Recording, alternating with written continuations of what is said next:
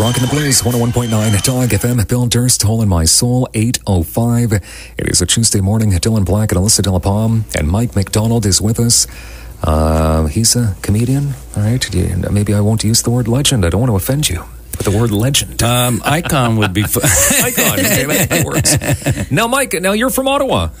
Huh? Yeah, I started in Ottawa, yeah. My father was in the Air Force. This was his last posting, and I definitely, I started high school in Ottawa, and I learned my chops here in Ottawa, and my first professional show was in Ottawa, so yeah, Ottawa I consider my hometown. Okay, and you actually may have not become a comedian. You wanted to be a drummer at one point, now like a rock and roller, I guess, but all of a sudden comedy took off? Yeah, it was a question of... do I want more chicks or total control? So I went for total control. How do you look back on your career?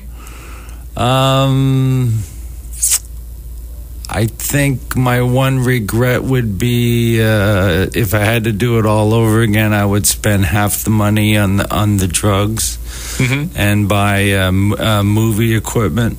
And just start shooting movies. Okay. But that, that would mean knowing that what I know now back then. All right. And I wouldn't have, I would have gone to the States earlier, and I wouldn't have spent so much time there. I would have gone there to learn my lessons, just once or twice, and then split back to Canada fast. Yeah, now, but I mean, this career is outstanding, the Geminis and David Letterman, Arsenio Hall back in the day. I mean, whenever you were up against these special shows that you recorded for television, just for laughs, I mean, pretty cool stuff. Yeah. But then there's the underbelly of all those situations where, it's one of my favorite songs is, by the Cream, Born Under a Bad Sign. If it wasn't for bad luck, I wouldn't have any luck at all. Yeah, okay. So there's a million bad luck stories to every sounding good luck story. Yeah, no, I can imagine. Comedy must be a pretty tough career, without a doubt. It's and since I've gone public with this whole Hep C thing on Facebook and stuff, I get people, young comics, when you're one of the reasons that inspired me to do comedy in the first place, and it's very flattering and everything, and I go, well, thank you. But on the other hand, I feel like saying, don't blame me if it doesn't work out, Fair enough. You know what I mean? Like, this is not something I would wish on anybody, this life. It's a tough life. A tough one, okay. Now, we're going to deal, of course, with the Hep C coming up in a bit, the liver disease and everything that you're going through. But how about we chat quickly about the bipolar disorder that you've come out with? You've mentioned, how long has it been now that you've announced that you're also dealing with this? I think first came out with that about at least, I'm really bad with time, but it's got to be at least 10 years ago that I started working with Stand Up for Mental Health out of Vancouver. Okay. Which was a group started by a guy named Grenier. Okay, all right, and you're feeling that you're making good. You're making a difference coming out with this. And he's a psychologist, and he teaches patients, who are afflicted with different mental illnesses, how to do stand-up, and it's a real. It's a real boost to their self-esteem, and what he needed was, what he wanted was put on these shows where the patients would do 5 minutes each, and then he would have some kind of celebrity draw at the end who would do like 30 to 45 minutes, and then that would be a whole show kind of thing, like a benefit for the cause. And for some reason, he tried to, get in contact with a bunch of celebrities, but several celebrities, he got in trouble, like their management, lawyers and stuff sent letters of cease and desist if you continue to, ask so-and-so about them. And they do not have any mental illness and blah, okay. Not getting the whole point about how we're trying to eradicate the stigma around mental illness. If you mention it again, we'll take you to court, Yeah, that's interesting. So my attitude has always been, well, you play the card that was dealt to you. For sure. Well, you're playing this card very professionally and with a grace. And you're a real gentleman, I'm telling you. The way you're trying to raise awareness, the bipolar disorder, the hepatitis C.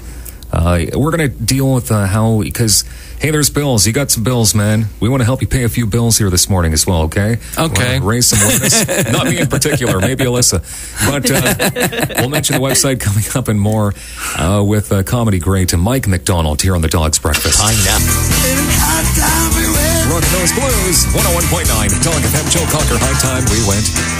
8:19, Tuesday, Dylan Black, Alyssa, Delle, Mike MacDonald is with us this morning. Okay, so you're fighting the liver disease, the hepatitis C. Yes. Yeah. Now, how long? Tell us a bit about the background on this. Yeah, when did you find out your you timeline? had it? Yeah. I think it was about 15 months ago. Ironically, the whole thing started, my wife and I were in California, and we sat there, and Americans were getting more nuttier, and, we both looked at each other, and we realized, boy, we should have get out of here before Bush got reelected. Yeah, we've spent way too long down here. We should have got out of here. And we ironically decided to move back to Ottawa. And to live out the rest of our lives in Ottawa. Okay. And then all of a sudden, the phone rang, and it was my mother, and she said, you better come up. Your father's in the hospital. He's sick. And I knew there was something really wrong because there's something about that generation. It was like being in a Seinfeld episode. About 6 months ago, my dad had a mild heart attack, and they didn't even tell me. And when I found out and confronted them on the phone, they said, well, we didn't want to bother you. We knew you were out there touring in clubs and stuff. We didn't want to bother you. What do you mean you didn't want to bother me? It's a heart attack. And they're clubs. I can rebook them, That's not a big deal, if you're supposed to tell me when Dad has a heart attack so I can come home.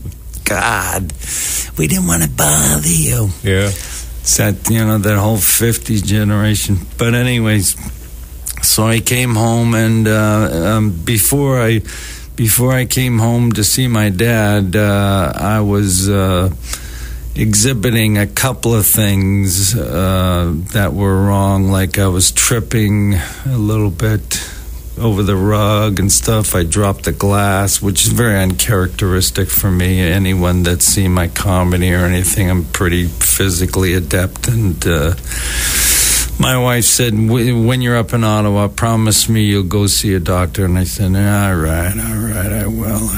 So when I came up here, my dad was in the hospital, blah, blah, blah, and I went to see a doctor. They ran some tests, and they said something's a little out of whack, and then they did a Hep C test and discovered I had a Hep C, and I said, whoa. Okay, so all these months later, I mean, where does everything stand with you?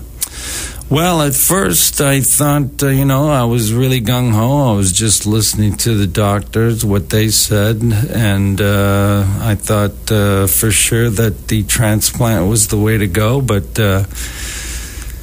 since being in Toronto at several of the assessment team meetings and stuff, and them telling me the worst case scenarios, they've actually scared me out of having a transplant, or made me think twice, to say the least, about having a transplant. And right now I'm seeing an old Chinese guy, acupuncturist, who took one look at me and said, liver problem, right? Yeah, 8 months I cure you. You don't need liver transplant. You do what I tell you. Really? Yeah. Wow. And how long have you been seeing him for? About a month and a half. And how are you feeling since you've been seeking this kind of treatment?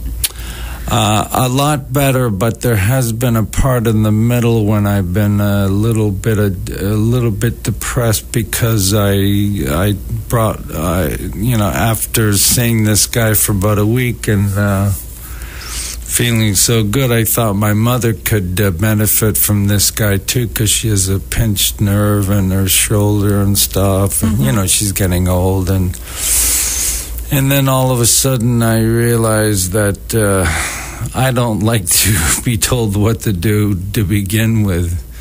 I accepted from the Chinese guy, and his son, who they switch, it's Monday and Tuesday, it's his son, and Wednesday, Thursday, Friday, it's the old guy giving the treatment. But now my mom thinks she's part of the team, so now I got to listen to my mother. Talking about, well, didn't Dr. Tran say that blah, blah, blah, blah, blah, and then blah, blah, well, I heard him say blah, blah, blah, blah, That's blah, fine. blah, blah, blah, blah, blah, blah, blah, blah, Okay. and it's just like, oh, man, and that with all the other stuff, the Captain Obvious stuff, like, if you're cold tonight, just there's blankets in the closet. Fair enough. Okie dokie. Now, of course, all the treatments that you've been going through and, just traveling around trying to find a cure and everything, it costs money. So people have been raising cash for you across the country, across the world. Yeah, your friends created an online campaign. Wow, over $41,000 cool. so far. So Yeah. what we've done is we've set up that link on our official Facebook fan page. If you want to donate to Mike's cause, we'd really appreciate that here this morning. Go to dawgfm.com and see it for yourself, the website. Mike MacDonald, we can't thank you enough for coming in here today. Really, I mean, I'm a fan. We know so many people across this a great city love what you do across the country. We are pulling for you like no other. We want you to get better, and we know you're going to get better because you're a fighter, man. And if really the thing, if you want to do something for me, and I would say get tested for Hep C, because it's a simple blood test. It's actually it's 2 little blood tests. It takes 5-10 minutes, and it's very simple. It doesn't cost very much. Right. And save you a lot of time and trouble, because if Hep C can be caught in the early stages before it does damage to your liver, it can be eradicated by drugs sometimes, like my friend was lucky enough back in 2000 when it was the experimental drugs at the time. Now it's standard procedure. But if Hep C is caught in its early stages, it can be dealt with drugs instead of having to worry about a transplant or anything like that. So, All right. So get tested. Simple as that. It's very, very simple. Just get tested.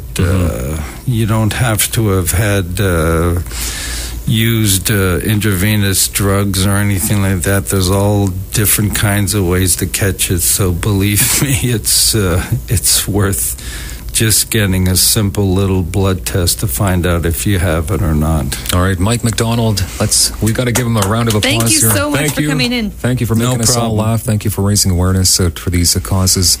And thank you so much for coming in this morning. We appreciate it. Thank you. All right, 8:26 the time. We'll check the roads next with Spencer. The world's most electrifying women's hockey returns to hockey country at the 2013 Double